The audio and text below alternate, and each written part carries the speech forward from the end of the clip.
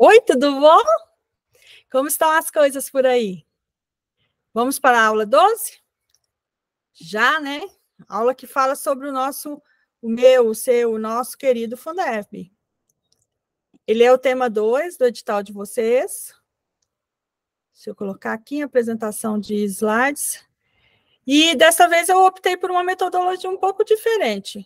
Nós vamos primeiro falar sobre as bases, nós vamos primeiro dar um contexto, e depois nós vamos para a norma seca, que é sempre minha orientação, não se pode ignorar a norma seca. Mas eu gostaria de usar essa nossa primeira aula sobre esse tema do edital, o item 2, fazendo uma contextualização, dando para vocês bases, para depois vocês encararem a norma que é super tributária, que tem uma carinha super de... Né, não é aquela carinha típica das normas de educação, mas nem por isso deixa de ser importante, nem por isso deixa de ser um assunto fundamental, deixa de ser um aspecto fundante da educação brasileira. Para você entender o Fundeb, você precisa primeiro entender que ele é fruto de uma história. Ele surgiu em 1996 e ele se chamava Fundef. Ele não se chamava Fundeb. Mas por que, Isana, essa diferença? Porque quando ele se chamava Fundef, ele só atendia o ensino fundamental. Quando ele se chamava Fundef, ele só apoiava, ele só valorizava os professores, o pessoal de magistério. Então, havia algumas possibilidades e alguns limites na lei do Fundef. E ele foi substituído, posteriormente, pelo Fundeb, que vigorou até 2020 agora, que é um modelo que transformou, que incluiu toda a educação básica no âmbito do fundo. Então, era Fundef, era só fundamental, passou a ser Fundeb, porque aí atingiu toda a educação básica, e não só a valorização, o percentual dedicado à remuneração, não ficou restrita só ao pessoal de magistério, não só aos professores, mas a todos os profissionais da educação, dentre outras mudanças, não é? Mas então foi isso, ó. E esse de 2007, por sua vez, foi substituído em 2020 pelo novo Fundeb, que foi aprovado recentemente por meio de emenda constitucional e que tem uma importância enorme para os próximos rumos da educação brasileira, conforme nós vamos ver na aula de hoje. Hoje nós vamos fazer esse sobrevoo sobre o tal do fundo. Olha só, você viu, né, que foram cerca de 13 anos, depois outros 13 anos, então, entre esses três, teve uma distância de uns 13 anos entre um e outro, sendo que, no edital, a referência à lei do Fundeb antigo e à lei do novo Fundeb. Teve aquela alteração no edital, porque eles só tinham se referido ao Fundeb antigo e não fazia o menor sentido, não é? O que realmente importa é o que está em vigência. Como eles mantiveram a referência ao Fundeb antigo, eles mantiveram o que estava no edital, quer dizer, a referência à Lei 11.494, que instituiu o antigo Fundeb, e eles acrescentaram a lei do Fundeb novo. Então, eu estou entendendo que eles querem que você compare esses dois aí, os dois últimos. Não houve referência ao Fundef, nós não vamos mencionar, só nessa característica, só nesse panorama histórico que acabamos de fazer, e nós vamos nos focar no Fundeb, no novo Fundeb, fazendo em outras aulas, porque é um volume grande de informação e de dados, nós vamos trabalhar a comparação, como é que era e como é que ficou. Eu coloquei essa linha do tempo, porque, olha só, não está aqui, peraí, eu tenho uma questão, eu mando para vocês no grupo, mas tem uma questãozinha sobre isso. Não está aqui. Gente... Tá bom, gente, quem sabe faz ao vivo, né? Então, vamos lá, depois eu acho essa questão. Eu sei que tem questão comparando, sabe, falando Os fundos foram, o Fundeb foi primeiro Fundef, depois Fundeb antigo, depois Fundeb novo. Tem questões abordando isso, eu mando para vocês, tá bom? Em outra aula, compararemos os dois últimos Fundebs, pois parece que é o que o edital quer, é o que eu acabei de comentar. Muito bem, feito esse quadro, feito esse entendimento, estabelecido esse quadro histórico, nós vamos agora entender o que vem a ser o Fundeb. A primeira notícia é que, apesar dele se chamar Fundo de Manutenção e Desenvolvimento da Educação Básica, ele não é apenas um fundo. Ele é um conjunto de 27 fundos. Cada estado e o Distrito Federal tem um respectivo fundo. E o que vem a ser um fundo?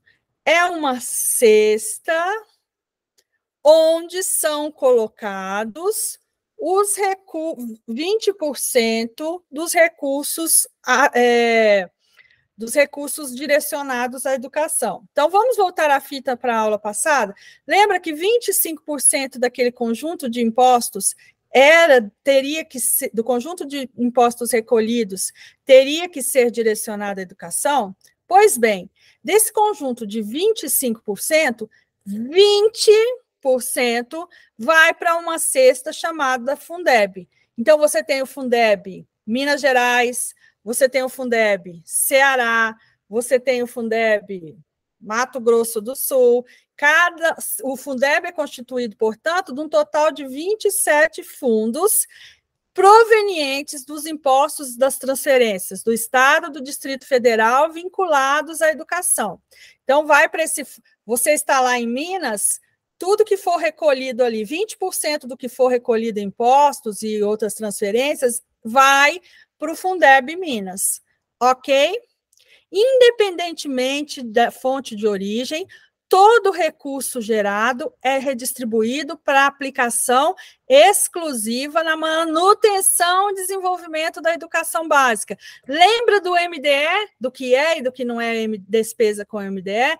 Então, é muito importante, aqueles dispositivos da LDB são muito importantes porque eles determinam onde o Fundeb vai ser aplicado, em que o Fundeb pode ser aplicado. Ele pode ser aplicado em MDE, e dentre os itens que podem ser pagos com MDE, ele destaca a valorização dos profissionais da educação com foco na sua condigna remuneração, com foco na remuneração digna, com foco na remuneração que realmente atenda represente a importância desse papel na sociedade brasileira. Então, está aí. O que é o Fundeb, então? É um conjunto de 27 cestas, de 27 fundos, onde entram os impostos, o percentual dos impostos recolhidos naquele determinado estado. Mas nessa cestinha entra o quê?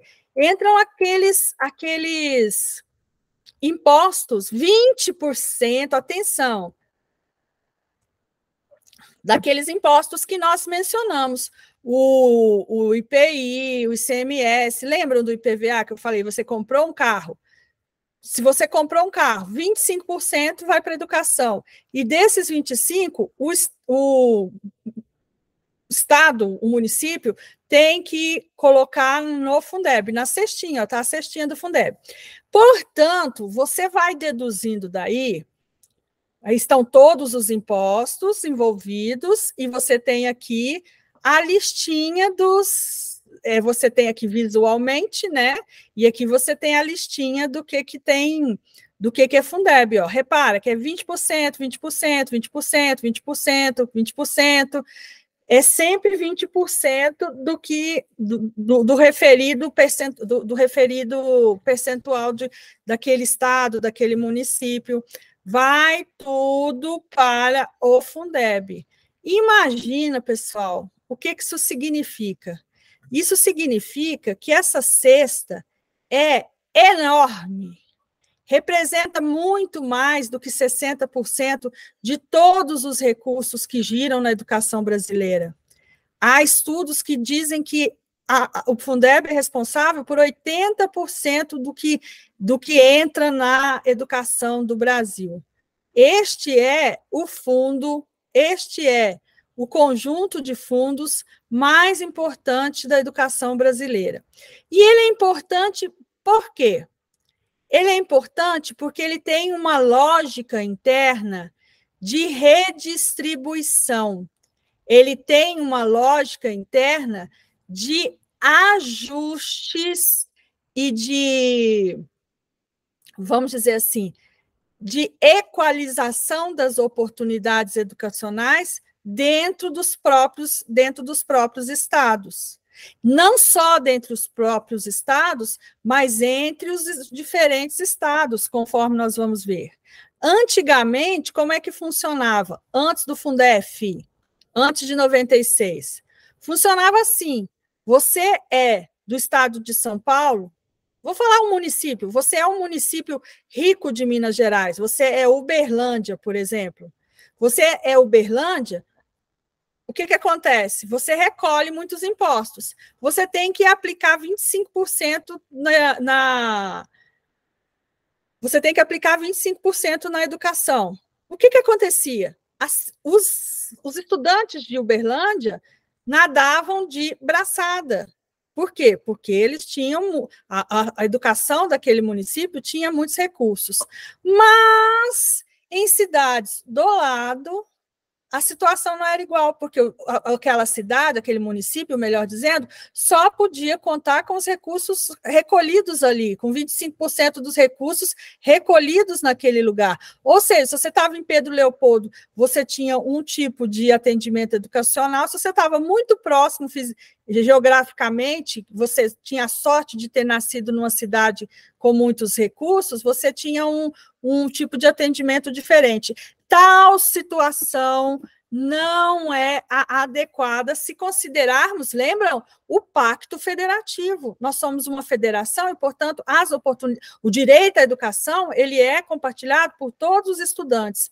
E esses estudantes, independentemente de onde estiverem, eles têm direito a lembram que a gente viu na LDB, na aula passada? Eles têm direito a um mínimo, ao básico do básico, para poder desenvolver seus potenciais.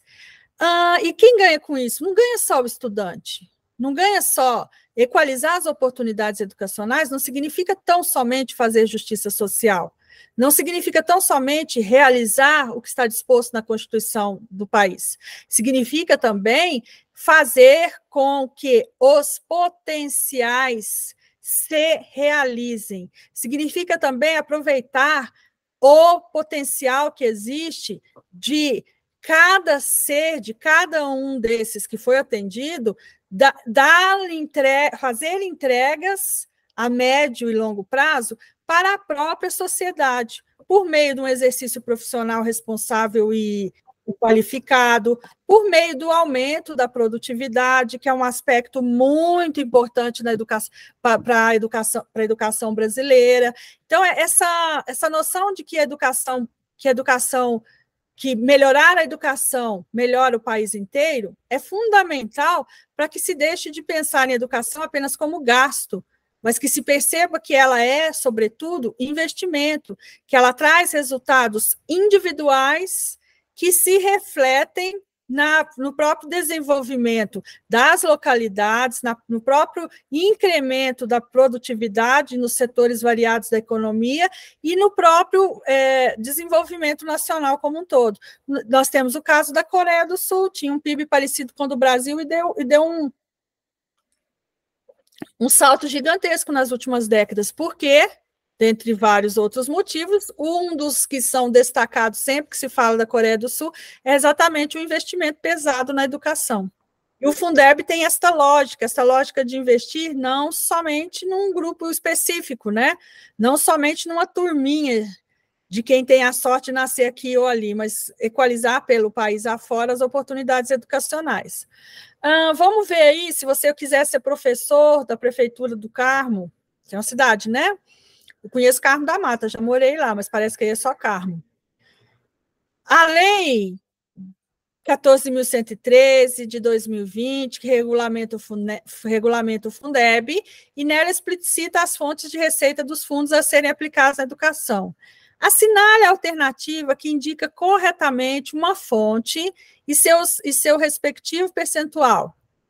5% sobre o imposto sobre transmissão, causa morte e doação de qualquer bens ou direitos, ITCD. Vamos ver se o ITCD está na listinha? Tá. Mas é quanto por cento do ITCD? É 20%, não são 5%. 10% sobre o ICMS previsto no inciso 2º do caput do artigo 155, combinado com o inciso 4º do caput do artigo 158 da Constituição Federal. Help me! Socorro! Para um professor, uma questão dessa. Mas se você estudou comigo, se você está fazendo esse curso, você sabe que pode até ser o ICMS, não é? Mas é 20%. O percentual é sempre 20%. Memoriza. Fundeb, 20%. 15% do IPVA. Ah, não! Por quê? IPVA até é. Mas são 20%, a alíquota de 20%. Olha só, né? Você vê, previsto no inciso 3º do caput do artigo 155, combinado com o inciso 3º do caput do artigo 155.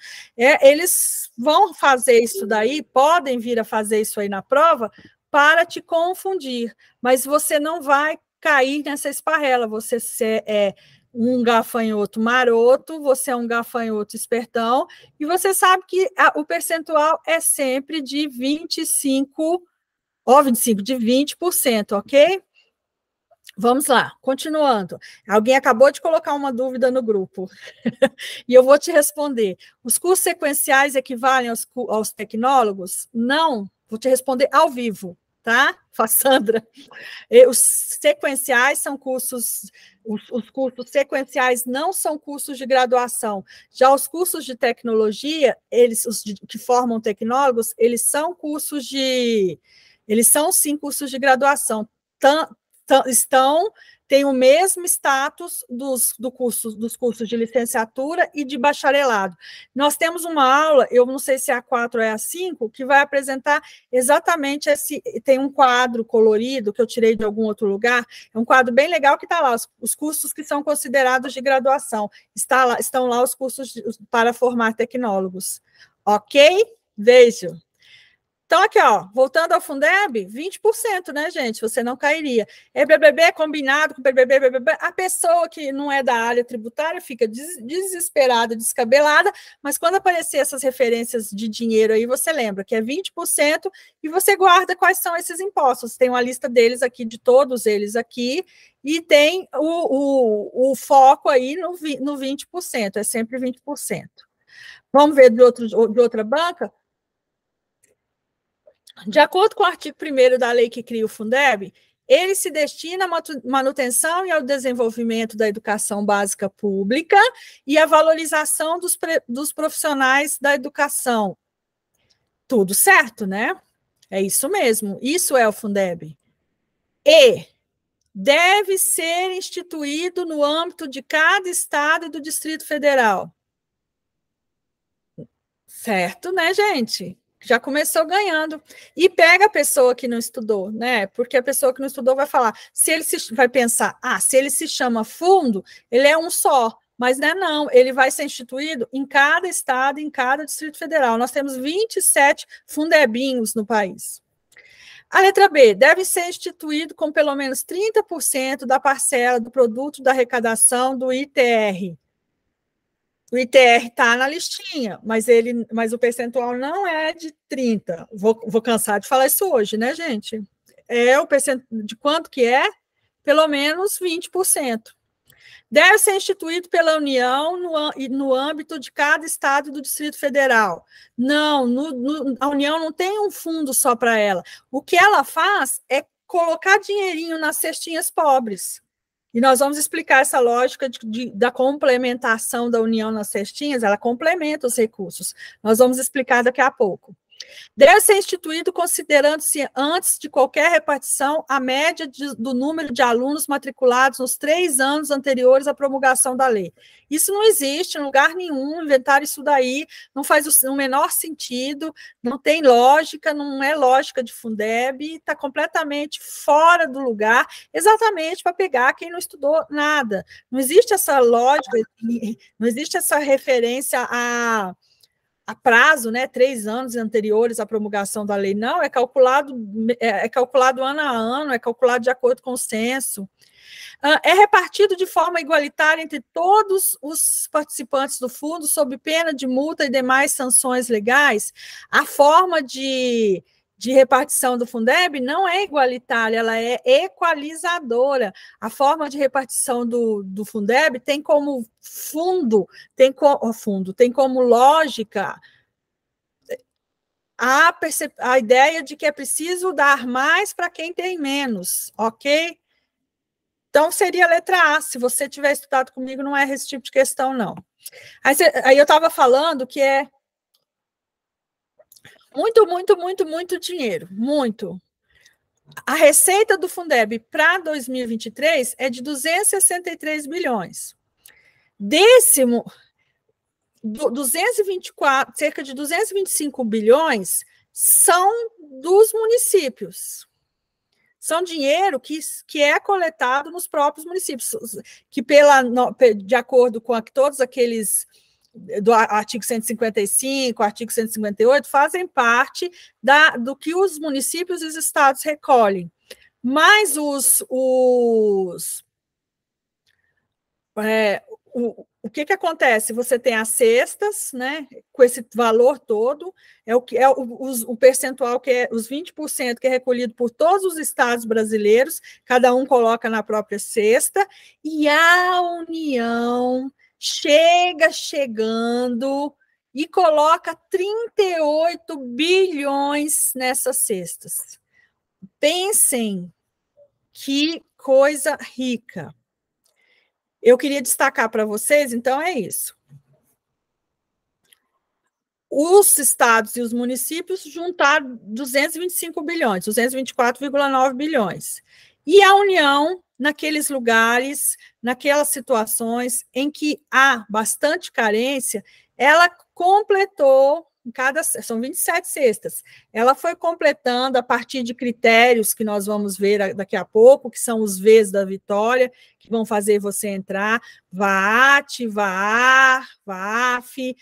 A partir destas lógicas que eu vou explicar para vocês, ela vai colocando dinheiro nas cestas para fazer o quê? Para fazer as cestas ficarem mais equânimes, ficarem mais equalizadas, para que meninos e meninas, estudantes da educação básica brasileira, independentemente de onde estiverem, possam ter mais uma possibilidade mais ampliada de acessar a educação de qualidade, com padrões mínimos de qualidade. Ok? Vamos lá? Aí entra nos Vs, nós vamos para os Vs, mas antes você precisa entender a lógica básica.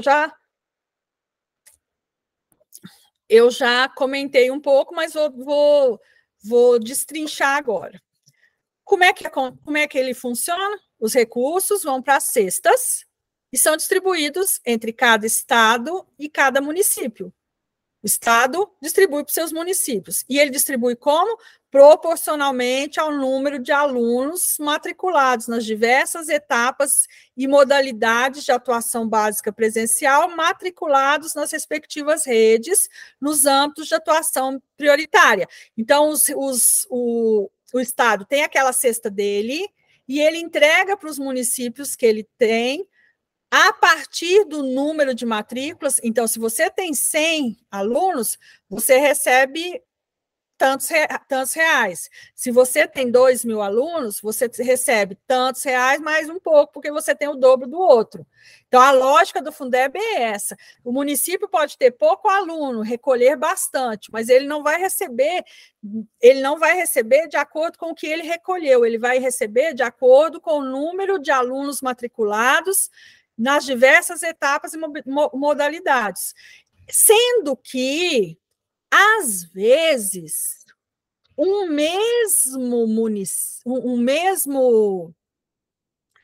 dois municípios com o mesmo número de alunos, às vezes um recebe mais do que o outro. Por que que um com o mesmo númerozinho de alunos recebeu mais? Porque existem as ponderações. Todo ano o MEC exala uma portaria que traz as tais das ponderações. Por que isso? Porque, por exemplo, um aluno de creche custa mais que um aluno de ensino fundamental urbano, ensino fundamental.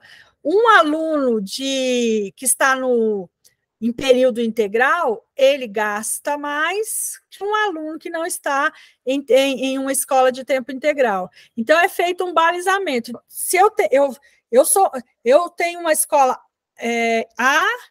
Escola Henriqueta Gomes, vou usar escolas onde eu trabalhei lá em Três Corações.